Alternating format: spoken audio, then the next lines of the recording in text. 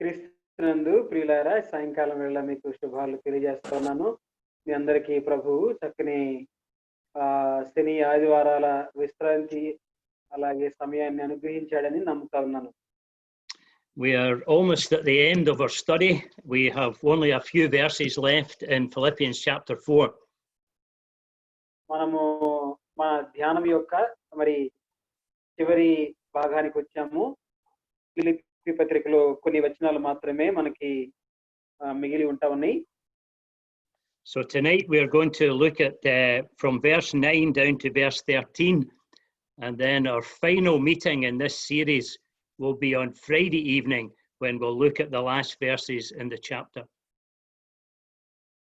ప్రియులారా, మరి ఈ రాత్రి వేళ మనము 9వ వచనం నుండి ఫిలిప్పీలకు రాసిన పత్రిక 4వ అధ్యాయం 9 నుండి 18 వరకు ఈ దినాన ధ్యానం చేద్దాం. ప్రభు చిత్తమైతే శుక్రవారం మిగిలిన వచనాలు ముగింపు చివరి ధ్యానంగా మరి కూడికను ముగించుకున్నాం. So if Brother Ravi could read from verse number 9 to verse number 13 of Philippians chapter 4, please. Thanks. Yes, brother.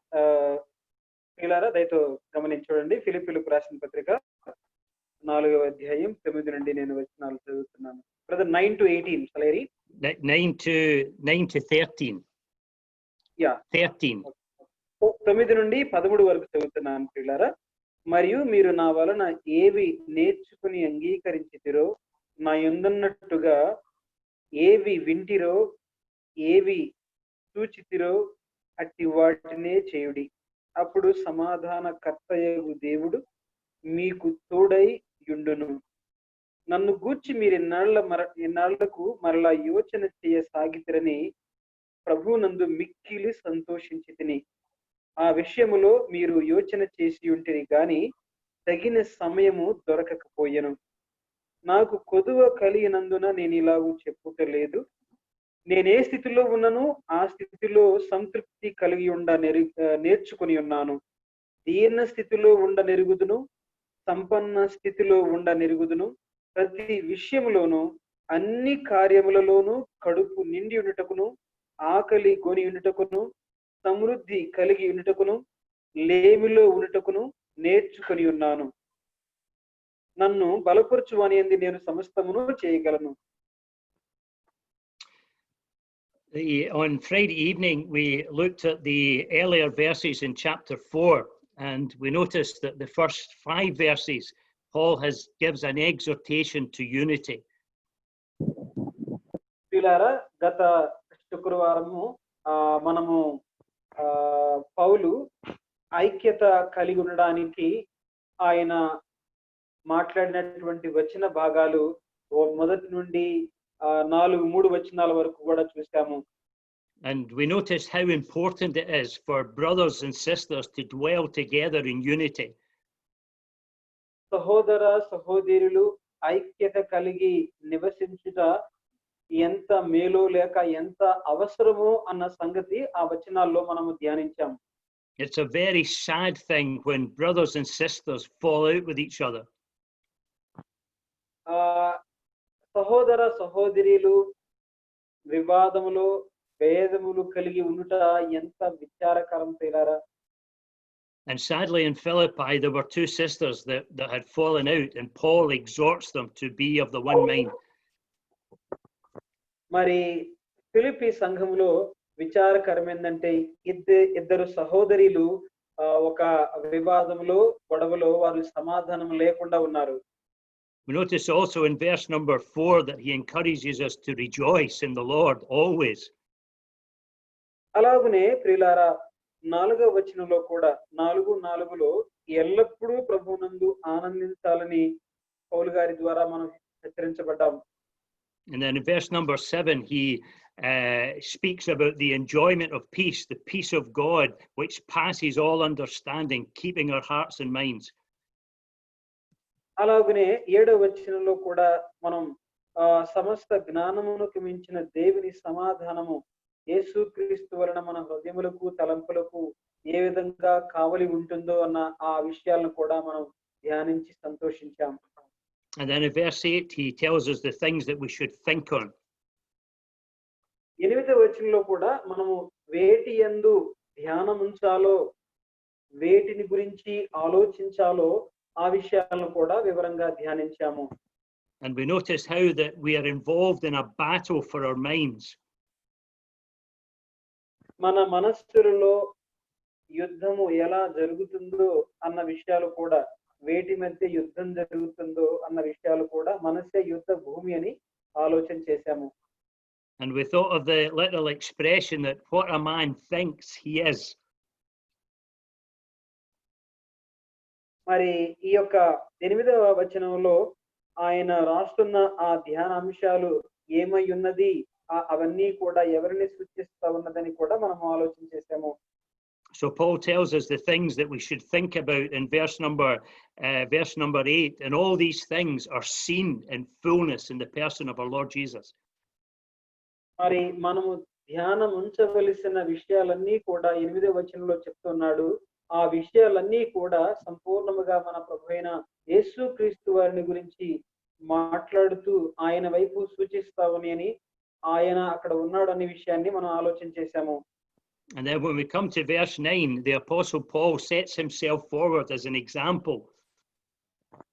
అలాగనే ప్రియులారా 9వ వచనం మనం ఆలోచన చేస్తే పౌలు తనను అక్కడ మాదిరిగా పెట్టుకొని మాట్లాడుతున్నట్లు ఆ వచనాన్ని మనం గమనించగలం. And he talks about the things that he has taught them and the things that they have received and heard of him.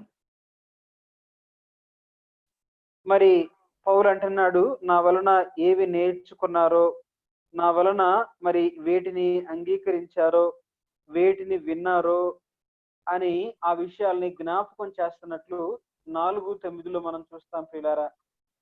But he says, you have not only heard these things in me, he says, you have seen these things in me. నా వలన నా యందు అంటే నా వలన ఈ విషయాలు మీరు వినటం మాత్రమే కాదు గాని నా యందు ఉన్నట్టు మరి మీరు చూచారు అని చెప్తున్నాడు. There was absolute harmony between what Paul taught and what Paul lived.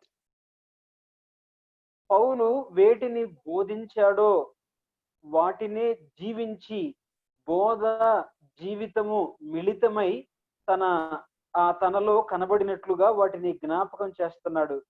And we have mentioned that in our previous studies, and we underline it again tonight, the importance of living out what we teach. గత వర్తమానంలో కూడా మనము ధ్యానించినట్లు, మనము వేటిని బోధిస్తామో వాటిని జీవించబద్ధులమై ఉన్నాము అన్న విషయాన్ని చాలా విశేషంగా, అది ఎంతైనా మనము జీవించబద్ధులంగా ఉన్నాం, అది మన జీవితాలలో చూపించవలసిన వారంగా ఉన్నామని ధ్యానించాం ప్రియులారా.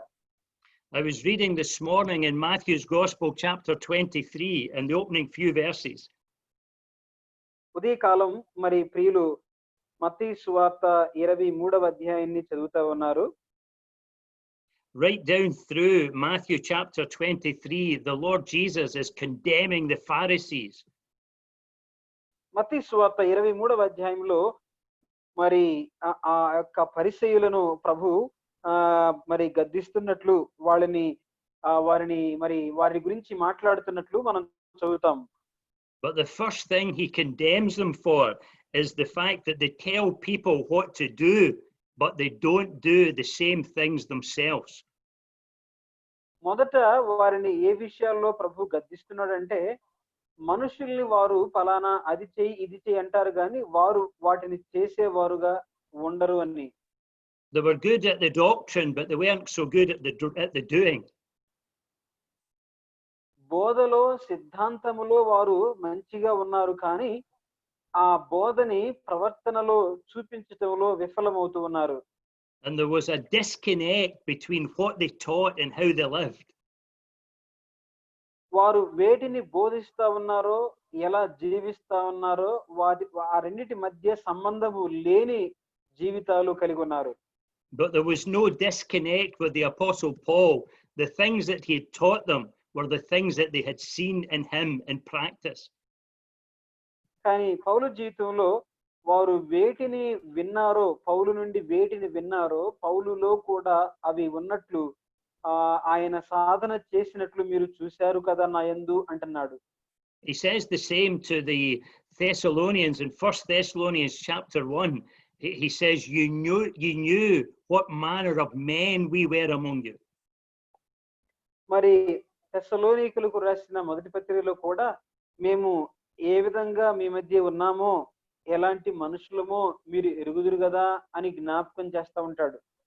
And dear brothers, those of us who take the lead among God's people and who teach God's people must be living out the ministry, the teaching that we give. ప్రియులారా, దేవుని ప్రజల మధ్య సంఘము సహవాసాలలో నాయకత్వము లేక బోధిస్తూ నాయకులుగా ఉన్నవారు మాదిరిగా ఉన్నట్లు ఆ బోధించిన విషయాలు ప్రవర్తనలు చూపించే వారంగా మనం ఉండాలి. The man and the message must be one. మరి వర్తమానము అలాగే ఆ వ్యక్తి కూడా ఒక్కటిగానే ఉండాలి. It shouldn't be a case of do as I say, but it should be a case of do as I do. నేను చెప్పినవి చేయండి అన్నట్లుగా ఉండకూడదు, కానీ నేను చేస్తున్నవి చేయండి అన్నట్లు ఉండాలి. But the Pharisees were totally different from that. కానీ పరిసయ్యులు దానికి వ్యత్యాసంగా ఉన్నారు ప్రియులారా. And the Lord says at the end of verse 3 of Matthew 23, he says, they say, but they do not. మరి ఇక్కడ మనం చూసినట్లయితే వారు కూడా 23వ అధ్యాయంలో వారు చెప్తారు కానీ చేయరు అని మనం చూస్తాం. And that would be sad if someone had to say that about me or about you. మరి ఒకవేళ ఈ విధంగా ఈ పరిశీల వలె ఎవరైనా నా గురించి కానీ నీ గురించి కానీ చెప్పినట్లయితే అది ఎంత విచారకరం. And so when we teach the saints of God, we need to make sure that we're practicing, we're living out what we're teaching. కాబట్టి దేవుని సంగతులు దేవుని వాక్యము మనము ప్రకటిస్తూ బోధిస్తూ ఉన్నట్లయితే వాటిని మన జీవితాల్లో మనము చూపించే వారంగా ఉండి మాదిరిని కనపరచాలి. Because if we fail to live out what we teach, we are no better than the Pharisees that Jesus condemned. మరి ప్రభువు గద్దించినటువంటి ఈ పరిసయ్యుల కంటే ఆ పరిసయ్యుల వలె అవుతాం ప్రియులారా, మనం ఒకవేళ బోధించి వాటిని జీవించకపోయినట్లయితే. It's interesting as well in Matthew chapter 23 and verse 4 that the Pharisees, they had no heart, they had no love for the people. మత్తయి సువార్త 23:4లో చూస్తే వారు ఎలా ఉన్నారంటే ప్రజల ఎడల ప్రేమ లేని వారుగా ఉన్నారు. All they did was put heavy burdens upon the people that were too heavy for them to bear, to carry. ప్రజలు మోయటానికి మోయలేని మరి మోయే శక్యము కాని భారమైన బరువులు కట్టి మనుషుల భుజముల మీద వారు పెడతా ఉన్నారు. And they wouldn't lift a little finger to help them. కానీ అంత భారమైన మోయే శక్యలేని బరువులు పెడుతూ కూడా కనీసం వాటిని మోయడానికి కనీసం ఒక చిటికిన వేలు కూడా ఒక సహాయం చేయలేని వారుగా ఉంటారు వారు. So not only was there a disconnect between what they said and what they did, but there was a disconnect with who they were and the people that they were teaching. మరి వారు చెప్పే వాటికి చేసే వాటికి వ్యత్యాసం ఉంట మాత్రమే కాదు, కానీ వారు మరి వారు చేస్తున్న దానికి అలాగే వారు చెప్తున్నది వారు వినే వారికి కూడా వారిని అనుసరించే వారికి కూడా చాలా వ్యత్యాసం ఉన్నట్లు మనం చూస్తున్నాం. And one of the things I have learned in my life is the importance of not only teaching the saints of God, but helping and assisting and supporting the saints of God. పిల్లరా, నా జీవితంలో కూడా మరి దేవుని పిల్లలకు వాక్యము బోధించడం మాత్రమే కాదు, కానీ నేను నేర్చుకుంది ఏంటంటే ఆ బోధించిన విషయాలు నా జీవితంలో జీవించాలి, వాటిని జీవించి మాదిరి కనుపరచాలి అనే విషయాన్ని కూడా నేను నేర్చుకున్నాను. The importance of not only showing an example to our fellow Christians, but the importance of drawing alongside and being a support and a help to them practically. అంత మాత్రమే కాదు కానీ మాదిరిగా ఉండటం మాత్రమే కాదు కానీ తోటి విశ్వాసికి తోటి క్రైస్తవునికి వారి ఇబ్బందిలో, వారి భారములలో బరువు మోసే తోటి ఆ సహాయాన్ని ఇచ్చే వాడుగా కూడా ఉండాలని తెలియచేస్తా ఉన్నాను. and therefore helping them to fulfill the ministry that was given to them. మరి తద్వారా ఇవ్వబడిన పరిచర్య ఈ విధంగా మాదిరిగా సహాయకంగా ఉంటూ అది సంపూర్తి చేయాలి. So Paul is telling us in verse 9 that he's an object lesson of his own ministry. మరి తన సొంత పరిచర్యకు పౌలు ఒక అద్దము వలె లేక ఒక ప్రతిబింబము వలె మాదిరిగా తనని ముందు పెడతా ఉన్నాడు. It's not just something that he's spoken, but it's something that he's lived in his life. ఏదో ఒకటి చెప్పి మరొకటి జీవించినట్లుగా పౌలు లేడు. But then he says the things that you have learned and received and heard and seen, he says you need to do it. ఈ విషయాలు చెప్తూ ఏమంటున్నాడో చూడండి. అట్టి వాటిని చేయుడి అంటే నా వలన ఏమి మీరు నేర్చుకున్నారో అంగీకరించారో నా యందున్నట్టు ఏది విన్నారో ఏది చూశారో వాటిని చేయండి అంటున్నాడు. And that is vitally important for every one of us when we hear teaching from the Word of God, not just to enjoy it in our minds, but to allow it to be lived out in our lives. ప్రియులారా, వాక్యము ఇలాంటి వాక్యములు మనం వింటున్నప్పుడు మనసులో ఆనందించటం మాత్రమే కాదు గాని అట్లు చేయటానికి మన జీవితాలు ఆ వాక్యమునకు విధేయులమై అలా ప్రవర్తించడానికి పూనుకునే వారంగా కృప పొందుకునే వారంగా మనం ఉండాలి.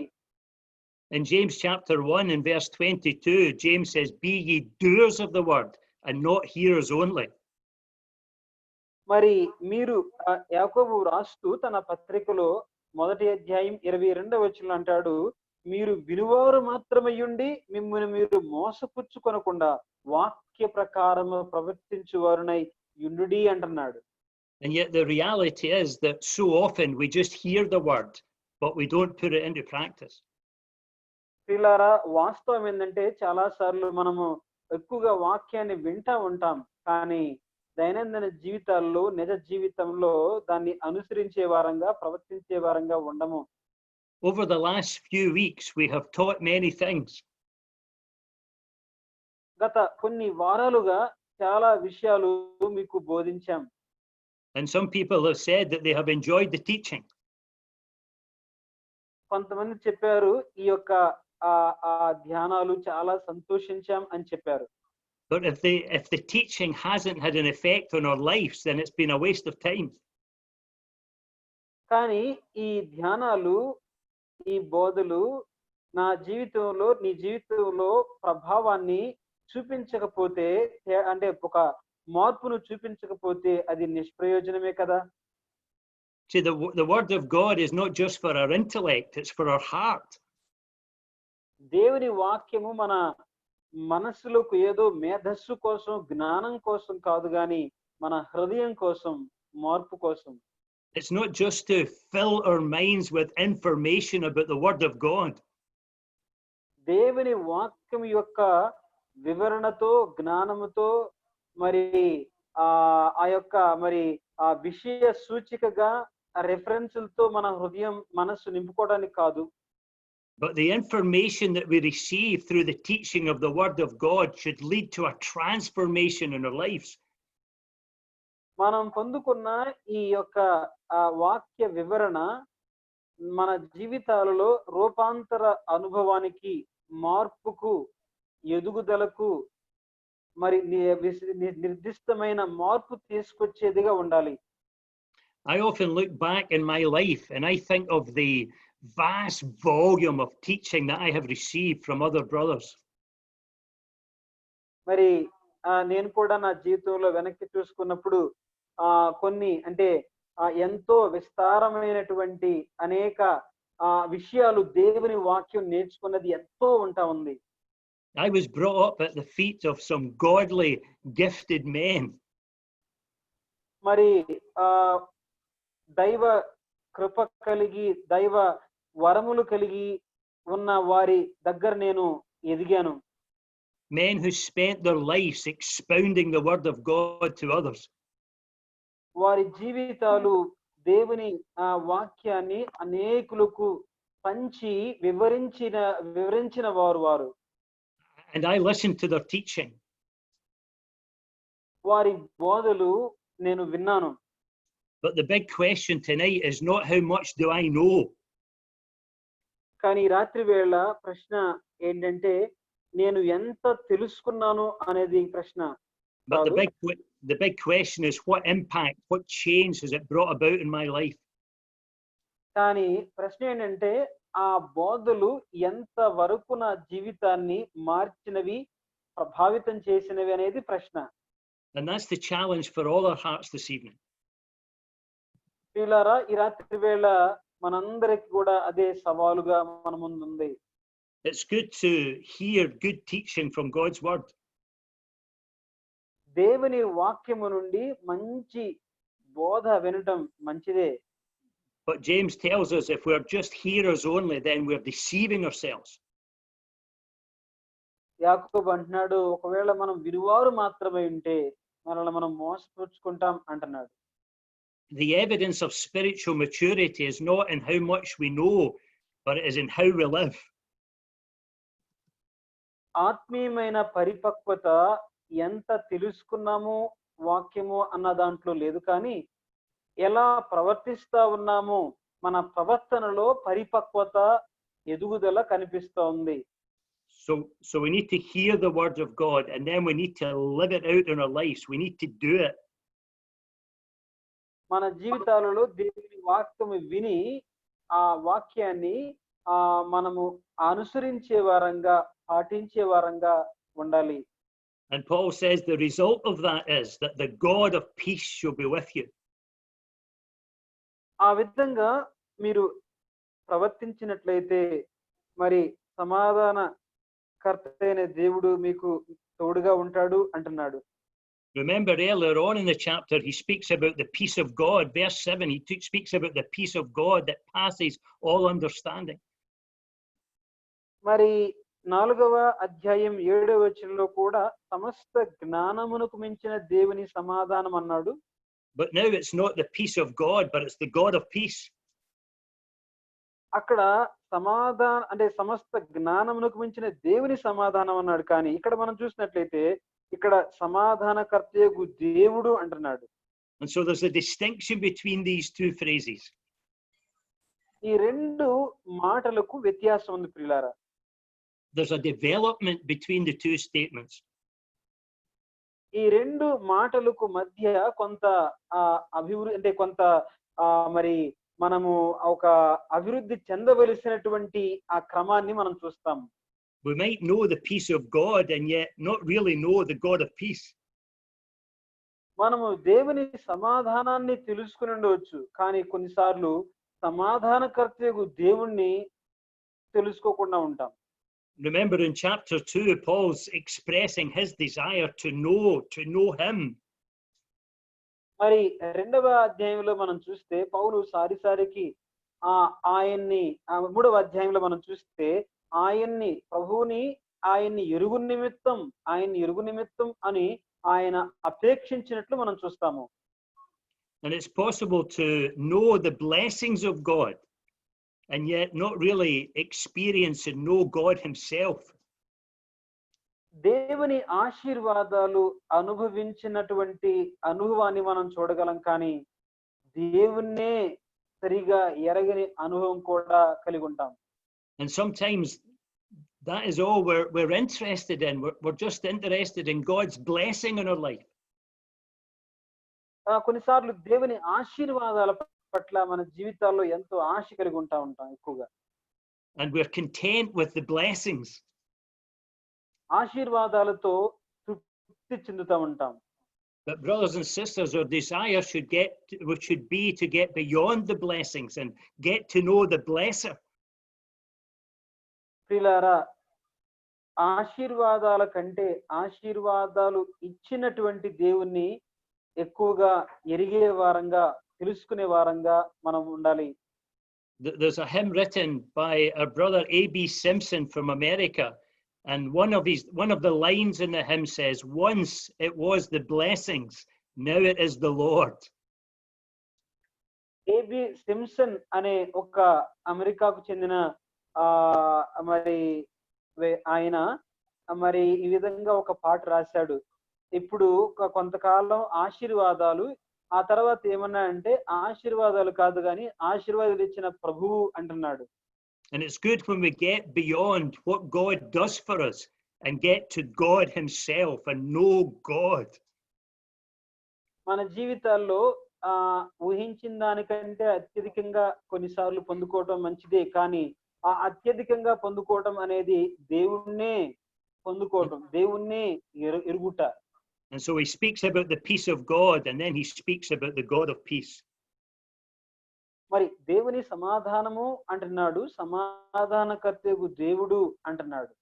The one who's the source of the blessing. ప్రతి ఆశీర్వాదాలకు మూలమైనటువంటి మన ప్రభువు. It's interesting in the book of Genesis that when Jacob was fleeing from Esau, he came to Bethel. మరి మనము ప్రియులారా యాకోబును చూసినట్లయితే ఏశావు నుండి ఆయన భయపడి పారిపోయి బేతేలునకు వచ్చినట్లు మనం యాకోబు జీవితంలో ఆయన గురించి చదవగలము. And Bethel means the house of God. బేతేలు అనగా దేవుని ఇల్లు అని అర్థం. But many years later, after many deep experiences of God in his life, he comes back to Bethel. యాకోబు జీవితంలో కొన్ని ఏండ్ల తర్వాత ఆయన బేతేలు అనుభవానికి తిరిగి వచ్చినట్లు, బేతేలుకు వచ్చినట్లు యాకోబుని మనం చూస్తాము. And it's interesting that he changes the name of the place. మరి ఆశ్చర్యం ఏంటంటే ఆ స్థలం యొక్క పేరు మార్చినట్లుగా మనం చూస్తాం. The first time he mentioned it, the first time he named it Bethel, but the second time he mentioned it El Bethel. మరి మొదటిసారి బేతేలు అన్నాడు, ఆ తర్వాత కొన్ని ఏండ్ల తర్వాత మరలా ఆ స్థలముకు తిరిగి వచ్చినప్పుడు ఏల్ బేతేల్ అని పిలుస్తా ఉన్నాడు. And the difference is very simple. Bethel means house of God. El Bethel means the God of the house of God. మరి బేతేలు అనగా దేవుని ఇల్లు అని మనం చూస్తా ఉన్నాం. ఏల్ బేతేలు అనగా దేవుని ఇల్లు, దేవునిది, లేక దేవుని ప్రత్యేకంగా అక్కడ చూపిస్తా ఉన్నాడు. And through the experiences of Jacob's life, he'd come to know not only the value of God's house, but he'd come to know the value of God himself. పిల్లారా, యాకోబు జీవితంలో మరి తన అనుభవాలలో దేవుని యొక్క విలువ, దేవుణ్ణి కలిగి ఉండటం ఎంత శ్రేష్టమైనటువంటి అనుభవపూర్వకంగా ఎరిగిన వాడుగా యాకోబుని మనం చూడగలం. Remember, Paul reminds Timothy that the local assembly is the house of God. పౌలు తిమోతికి రాస్తూ అంటాడు, స్థానిక సంఘము దేవుని ఇల్లు అని రాస్తా ఉన్నాడు. And it's good to enjoy and experience our association with the house of God and all the blessings that brings to us. మరి దేవుని ఇంటికి మనము సంబంధం కలిగి ఉండడం అంత మాత్రమే కాదు, అలాగనే దేవుని యొక్క మరి ఆ పిల్లలతో సహవాసం కలిగి ఆశీర్వాదాలు, ఆనందాన్ని పొందుకోవడం మంచిదే. But even the truth of the local assembly in itself is not enough. స్థానిక సంఘం యొక్క సత్యము ఎరిగి అంతటితో ఉండడం అనేది అంత మరి ఆశీర్వాదకరమైనది కాదు, కానీ we need to be like Jacob and get beyond the house of God to the enjoyment of the God of the house of God.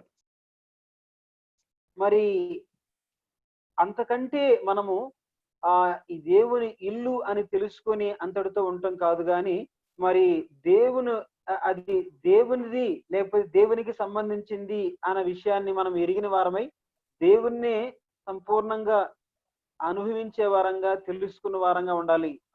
And so Paul speaks here about the peace of God and then the God of peace. మరి పౌలు అలాగునే మనం గమనిస్తే దేవుని సమాధానం అన్నాడు, అలాగే సమాధాన కర్త అయిన దేవుడు అని మాట్లాడుతున్నాడు. But then we come to verse 10, he speaks about the care and the concern that the church in Philippi had for him. అలాగనే 10వ వచనంలో పౌలు మరి ఫిలిప్పీ సంఘము తన ఎడల ఎలా జాగ్రత్త తీసుకుంటుందో, ఎలా ప్రేమిస్తా ఉన్నారో ఆ విషయాల్ని జ్ఞాపకం చేస్తా ఉన్నాడు. He's thinking of how that they have supported him in his work for God. దేవుని పని కొరకై అలాగే పౌలు కూడా వారు ఎలా సహకరించారో ఆ విషయాల్ని జ్ఞాపకం చేస్తా ఉన్నాడు. And as he thinks of their fellowship with him, he not only rejoices in the Lord, but he greatly rejoices in the Lord. మరి ఆయనతో వారికి ఉన్న సహవాసాన్ని జ్ఞాపకం చేస్తూ దేవునిలో ఆనందించడం మాత్రమే కాదు, ప్రభునందు మిక్కిలి సంతోషించి తిని అంటున్నాడు. Paul was deeply encouraged just to know that the church at Philippi had him on their heart and on their hearts. పౌలు ఫిలిప్పీ సంఘము, ఫిలిప్పీ పరిశుద్ధులు ఎడల ఎంతో అపేక్ష కలిగిన వాడుగా, వారిని తన హృదయములో ఉంచుకున్న వాడుగా మనం గమనిస్తాం. And whenever they had the opportunity, they stretched out their hand of fellowship with him and supported him in his work. మరి మనకి అంత వివరంగా తెలియదు గాని వారు ఎంతగానో తమ చేతులు చాచి దేవుని సేవలోను పౌలు విషయంలోను వారు ఎంతో సహకరించిన వారుగా ఉన్నారు. And brothers and sisters, it's important that we show our fellowship with brothers who are serving the Lord in a full-time way. పిల్లరా, మరి సంపూర్ణంగా దేవుని సేవ చేస్తున్న వారికి మనము వారి సేవలో సహకరించే వారంగా ఉండాలి. And I know the encouragement it has been to me over the years when other brothers and local churches have supported me in the service of the Lord. మరి నన్ను కూడా స్థానిక సంఘములో ఏ విధంగా సహకరించారో జ్ఞాపకం చేస్తుంటే వారు ఎంతగానో నన్ను ఆ దేవుని సేవలో సహకరించారు. Not only is it encouraging to receive a financial gift, but it's encouraging just to receive a word of encouragement, something that will uplift our souls. ఆర్థికంగా సహాయం చేయటం మాత్రమే కాదు కానీ మాట చేత కూడా ఎంతో ప్రోత్సాహాన్ని ఇచ్చి పైకి లేవనెత్తిన వారుగా, ప్రోత్సహించిన వారుగా వారు ఉన్నారు. The service of the Lord can be a very lonely experience. దేవుని సేవ చాలా అది తక్కువ స్థాయి, అంటే కొంత చిన్న అనుభవాన్ని, అంటే అంత గుర్తింపు లేని అనుభవాన్ని మనం చూస్తూ ఉంటాం. It can be a very tiring experience. అలసటతో కూడినటువంటి అనుభవం. And it's good when other Christians and churches support those who are out in the field, in the front line of the battle, serving God. మరి అలాంటి పరిస్థితుల్లో పలు సంఘాలు సహకరించి ప్రోత్సహించడం అనేది ఎంతైనా మరి ప్రోత్సాహాన్ని ఇచ్చే సంగతిగా ఉంటా ఉంది. We have a responsibility to support those who are serving God at full time.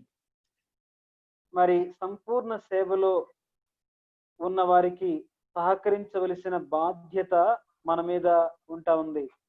And so Paul in verse number 10 is telling us that he's rejoicing in the fact that their service towards him has flourished again. మరి పౌలు ఈ విధంగా వారి యొక్క సహాయాన్ని, వారు ఎలా ఆయనకి సహాయం చేశారో దాన్ని జ్ఞాపకం చేస్తూ దాన్ని బట్టి సంతోషించేవాడుగా ఉన్నాడు. But then he says in verse 11, he says, not that I speak in respect of want. I have learned in whatever state I am in, therewith to be content. 11వ వచనం మనం చూస్తే, నాకు కొదువ కలిగినందు నేను ఇలాగూ చెప్పుటలేదు, నేనే స్థితిలో ఉన్నానో ఆ స్థితిలో సంతృప్తి కలిగి ఉండ నేర్చుకుని ఉన్నాను అంటున్నాడు. Contentment is a scarce commodity in the world.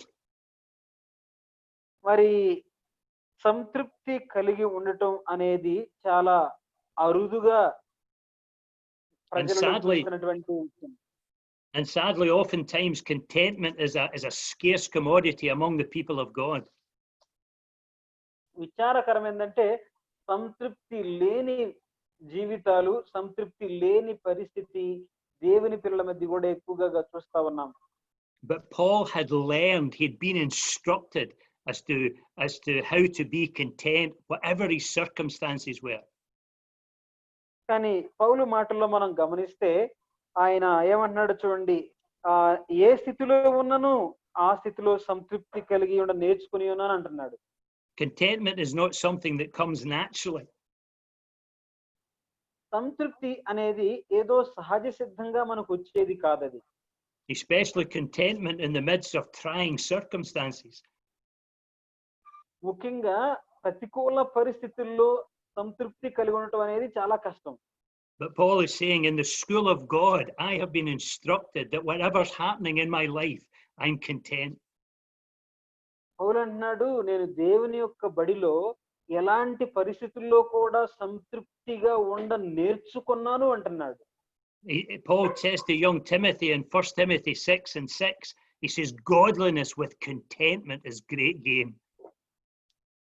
మరి తిమోతికి రాసినటువంటి మొదటి పత్రిక 6:6 అంటాడు, మరి తృప్తి కలిగి ఉండటం అది ఎంతైనా 6:6 నేను చదువుతున్నాను ప్రియులారా, ఒక మాట దయతో గమనించి చూడాలని మనం చేస్తా ఉన్నాను. And then in verse number 8, దైవ భక్తి గొప్ప లాభ సాధనమై ఉన్నది అంటున్నాడు. And then 1 Timothy chapter 6 and verse 8, he says, having food and raiment, let us be content with that. మరి కాగా అన్న వస్త్రములు గలవారమయ్యుండి వాటితో తృప్తి పొంది ఉందదము అంటాడు 8వ వచనంలో. And we're living in a world that is so discontented. మరి ఎంతో అసంతృప్తి కలిగినటువంటి ప్రపంచంలో మనము జీవిస్తా ఉన్నాం. People seem to be so discontented with what they have. They always want more and more and more. వారు ఏమి కలిగి ఉన్నారో వాటితో తృప్తి లేకుండా ఇంకా ఇంకా ఇంకా ఇంకా కావాలనేటువంటి అసంతృప్తి కలిగిన జీవితాలు జీవిస్తున్న ప్రజల మధ్య నివసిస్తా ఉన్నాం మనం. Someone asked the John D. Rockefeller, the American billionaire, how much money is enough? మరి ఎవరో ఒక ఆయన అమెరికాలో ఉన్న జాన్ డి రాఫెల్ ని ఈ విధంగా అడిగాడు, మరి ఎంత మనీ కావాలి సంతృప్తిగా ఉండాలంటే అని. And his answer was just a little bit more. ఆయన ఏమన్నా అంటే ఇప్పుడు దానికంటే ఇంకా కొంచెం ఉంటే చాలు అన్నాడు. And brothers and sisters, sometimes that attitude is the attitude of my heart. కొన్నిసార్లు ప్రియులారా అలాంటి వైఖరి నాలో కూడా ఉంటా ఉంది. We're never really content with what we have. We want just a wee bit more. కొన్నిసార్లు మనకి ఏముందో వాటితో తృప్తి లేని వారంగా చాలా సార్లు ఇంకా కొంచెం ఉంటే బాగుండు అనే విచారకరమైనటువంటి మన స్థితి కలిగి ఉంటాం. That is the spirit of the age, but that shouldn't be the spirit that marks you and I as believers. ఆ ఆత్మ ఈ యుగ సంబంధమైన ఆత్మ, కానీ అలాంటి ఆత్మ మనలో ఉండడానికి వీల్లేదు. It certainly wasn't the spirit that marked Paul.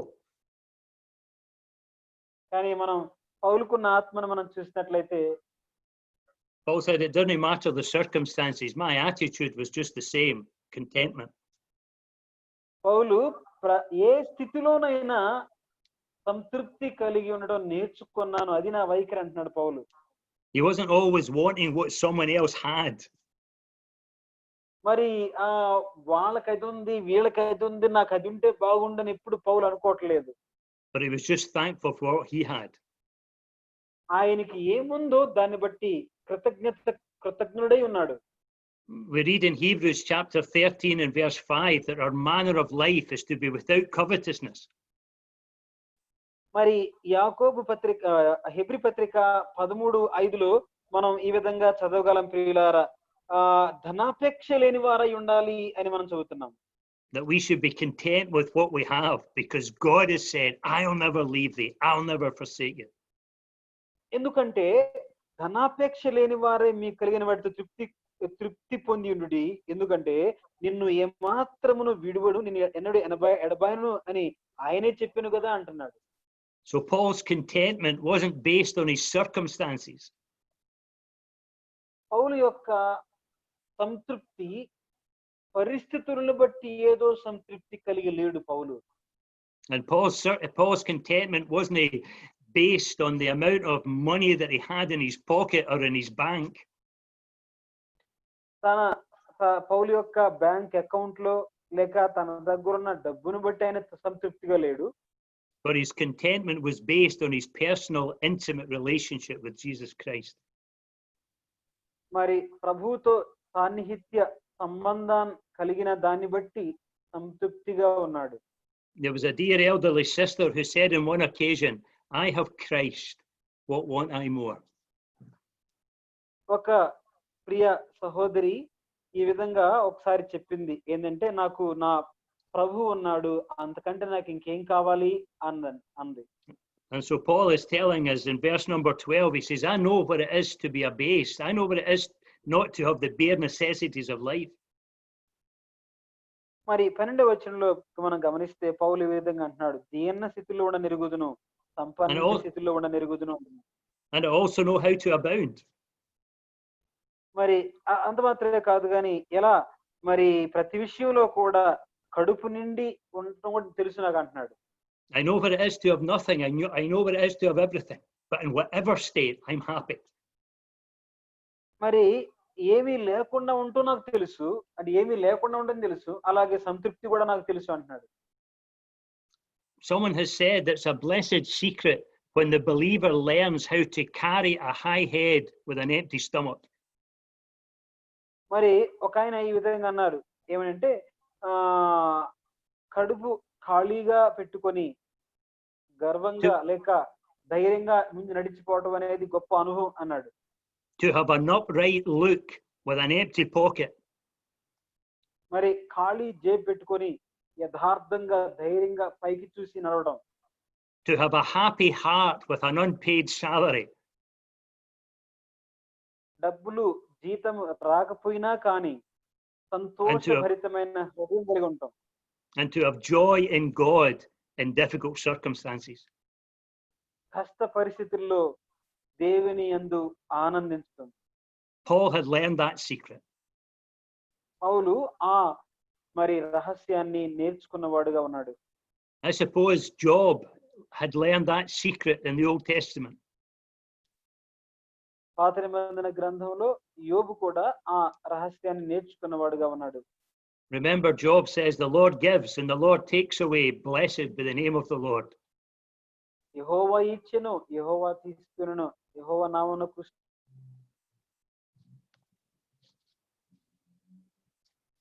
That was how Paul viewed his life.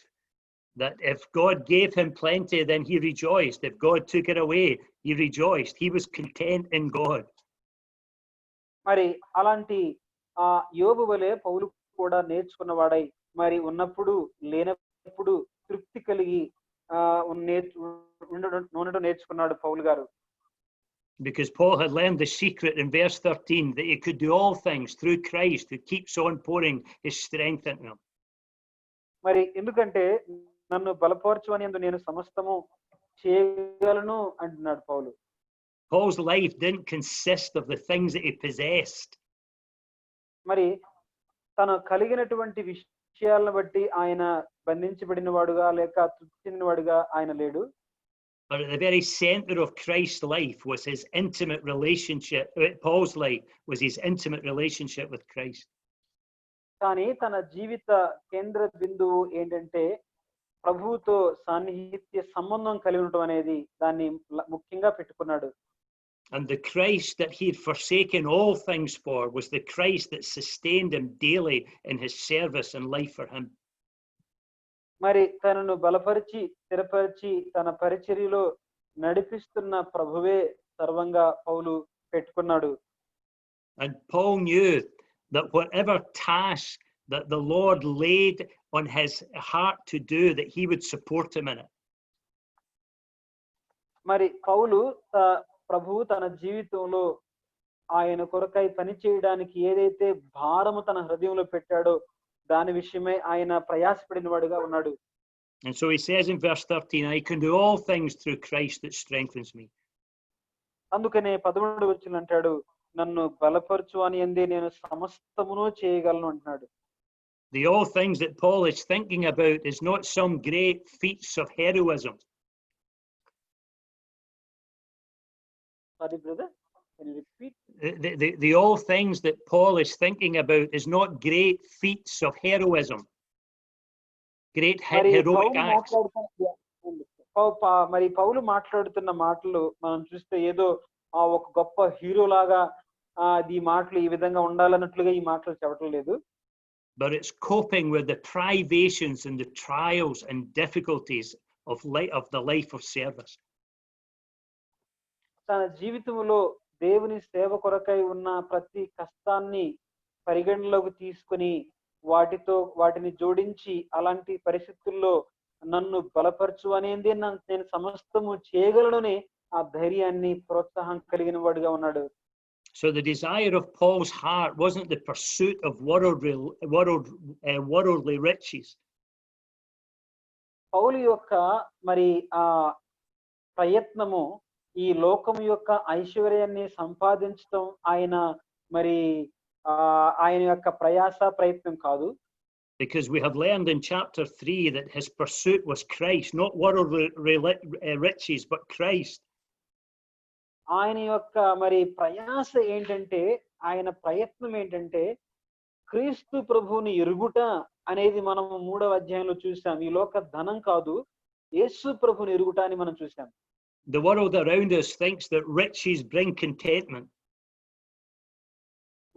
ఈ యొక్క లోకం ఆ డబ్బును సంపాదించట్లు చాలా తృప్తి పడతాం మన లోకాన్ని గమనిస్తా ఉన్నాం.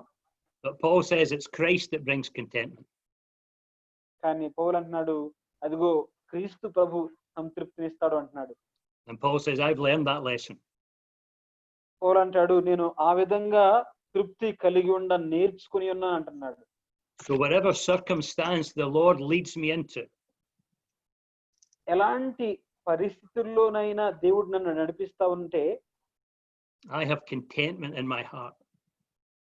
నాకు నా హృదయంలో నాకు తృప్తి కలిగి ఉన్నాను. I am content to know that I am where he wants me to be. నన్ను ఆయన ఎక్కడ ఉండమంటున్నాడో అక్కడ ఉండటంలో నేను తృప్తి పడతా ఉన్నాను. And that he will meet my need. ఎందుకంటే ఆయన నా అవసరాలని ఆయనే తీరుస్తాడు.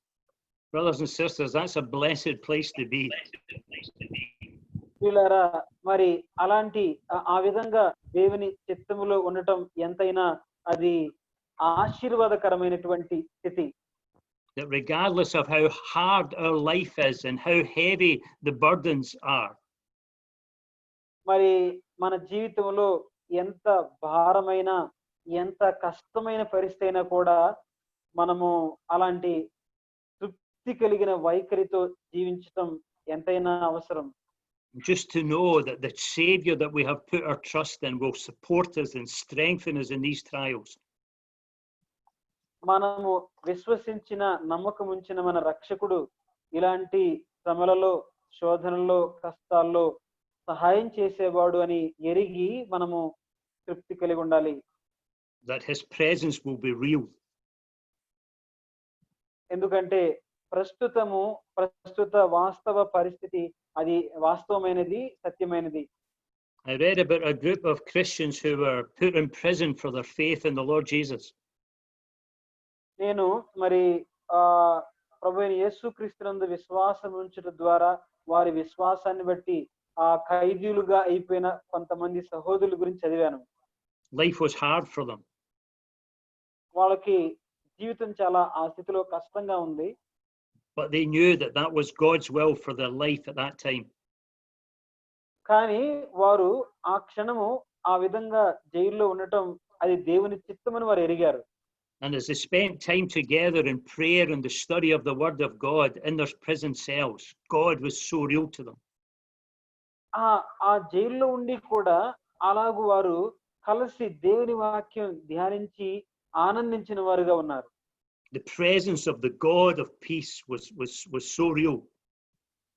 దేవుని సన్నిధి యొక్క సమాధానం వారి జీవితాల్లో ఆ క్షణాన ఎంతో వాస్తవికంగా ఉంది. After a long time, they were released from prison. చాలా రోజుల తర్వాత, చాలా కాలం తర్వాత వారు జైలు నుండి విడిపించబడ్డారు. And many years later, they met up together. చాలా సంవత్సరాల తర్వాత మరలా వారు కలుసుకున్నారు. And they were talking about their experiences of God in their lives. వారి జీవితాల్లో దేవుని అనుభవాన్ని మాట్లాడుకుంటా ఉన్నారు. And each one of them said that the greatest experience they had of God was in the prison cell. వారి జీవితంలో ఆ విధంగా మాట్లాడుకుంటూ వారి జీవితాల్లో గొప్ప దేవుని అనుభవం వాస్తవంగా బయట కాదు కానీ ఆ జైలు సెల్లో ఉన్నప్పుడే అనుభవించామని ఒక్కొక్కరు చెప్తా ఉన్నారు. Because they are under persecution and trial and suffering, they knew the strength of the Lord, His strength being poured into them. మరి శ్రమలలో హింస అనుభవిస్తూ క్రీస్తు కొరకై శ్రమ పడుతూ ఉన్న సమయంలోనే ఆ సమయంలో దేవుని శక్తి వారి మీద పరిపూర్ణం కావటాన్ని, ఆయన బలాన్ని వారు చూసిన వారుగా ఉన్నారు. So rather than complaining about the trials that the Lord brings in our life, let us be content. మన జీవితాల్లో ప్రభు తీసుకొచ్చే ప్రభు అనుమతించే కొన్ని శ్రమలను బట్టి సనుగుట కంటే మరి మనము వాటిని బట్టి ఆనందించి తృప్తి కలిగి ఉండే వారంగా ఉండాలి. And let us know the reality of Christ pouring His strength into us daily. దైనందిన జీవితంలో దేవుడు ఆయన బలాన్ని ఇలాంటి పరిస్థితుల్లో మన మీద కుమ్మరించే సత్యాన్ని ఎరిగి అనుభవించే వారంగా ఉండాలి. So that even in the trial we can rejoice in the Lord.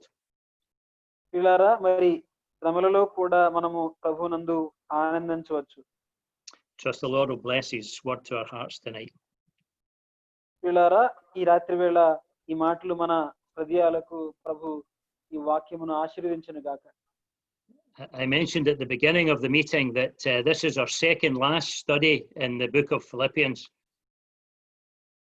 ప్రారంభంలో నేను మరి ఈ యొక్క ఫిలిప్పీ పత్రికలో ముగింపుకు ముందు అంటే చివరి వర్తమానానికి ముందు వర్తమానం అని చెప్పాను. And my final meeting will be with you will be on Friday night at 9 o'clock.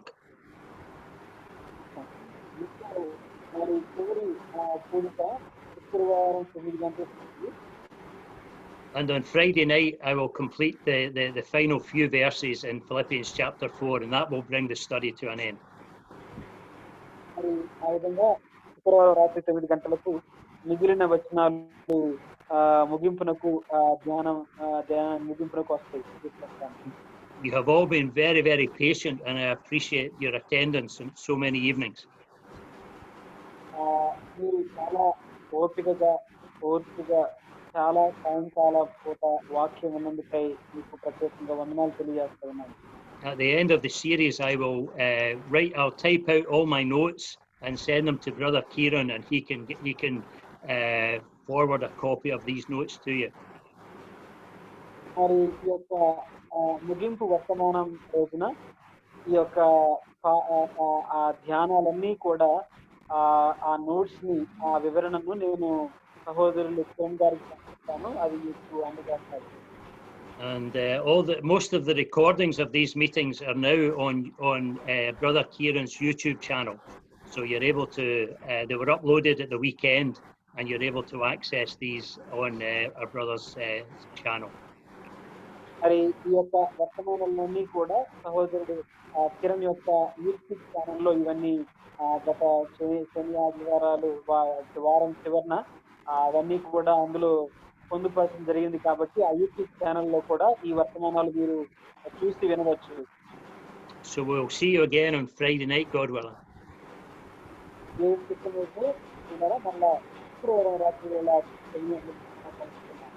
And Brother Ravi, thank you again for your help in translation. Thank you, sir, for the blessed thoughts.